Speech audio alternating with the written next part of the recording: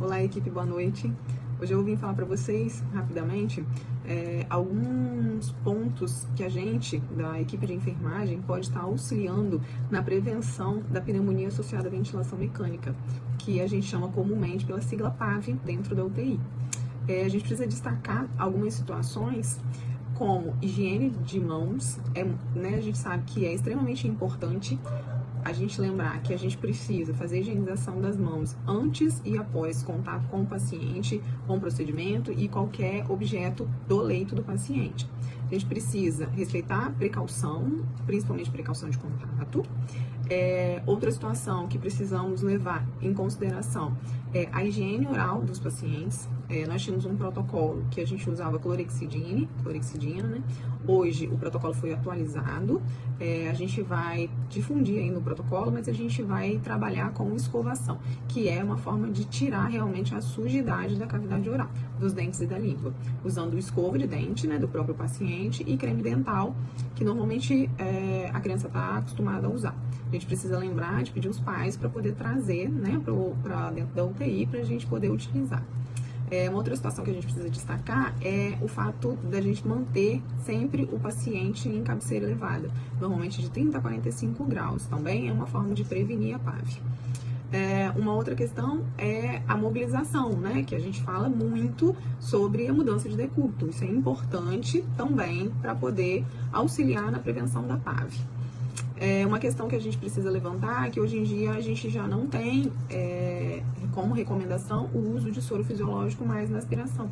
A gente só vai usar soro fisiológico quando a gente tiver um paciente que tiver uma secreção mais espessa, tiver necessidade de fluidificar. Mas sempre lembrando que a gente não pode exceder de 3 a 5 gotas de soro fisiológico no momento da aspiração.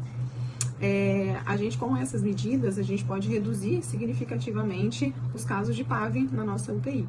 Em conjunto com a equipe multidisciplinar, né, com a equipe médica, a equipe de fisioterapia, a equipe de enfermagem está auxiliando e contribuindo para que esses casos não venham ocorrer no nosso setor. Vamos abordar então alguns temas, alguns tópicos relacionados à PAV, pneumonia associada à ventilação mecânica. Essa é uma importante comorbidade dentro das nossas UTIs. Estamos falando de uma situação em que o paciente entubado em ventilação mecânica, ele adquire uma pneumonia após 2 dias, né, ou mais nessa ventilação. Então ocorre por fatores inerentes aos cuidados com a saúde, que aqui muitos já foram abordados por outros componentes, como também algumas situações do próprio paciente, como a sua imunidade, como a imunidade daquele momento, como as suas patologias de base, o que levou ele a instituir a ventilação mecânica nesse paciente, indicações que ele usa e por aí vai. O que é importante, já foi abordado, né, por os outros componentes, principal, higienização das mãos, antes e após tocar em qualquer coisa relacionada ao paciente. Seja o paciente propriamente, seja a bomba de infusão, seja o monitor, seja o leito dele. Isso é uma coisa que temos que cobrar um do outro. Não podemos aceitar que qualquer membro da equipe, seja ele técnico de enfermagem, fisioterapeuta, psicólogo, o que seja o que for, médico, aquele médico especialista, temos sim a obrigação nossa de chamar a atenção para a higienização das mãos. Em relação à parte médica, a gente tem algumas situações, né, que a gente deve abordar para que esse paciente não possa complicar com o PAV. Uma delas é não deixar o tempo prolongado em jejum, e aí cabe a vigilância de todos da equipe também quanto a isso, também da nutrição, que ela sempre chama, né, a atenção quanto a isso nas visitas. Outra coisa, uso desnecessário, né, de omeprazol ou outros inibidores de prótons, isso vai elevar o pH do estômago, isso vai facilitar as bactérias, subam pelo esôfago, também caem na árvore bronca, provocando PAV.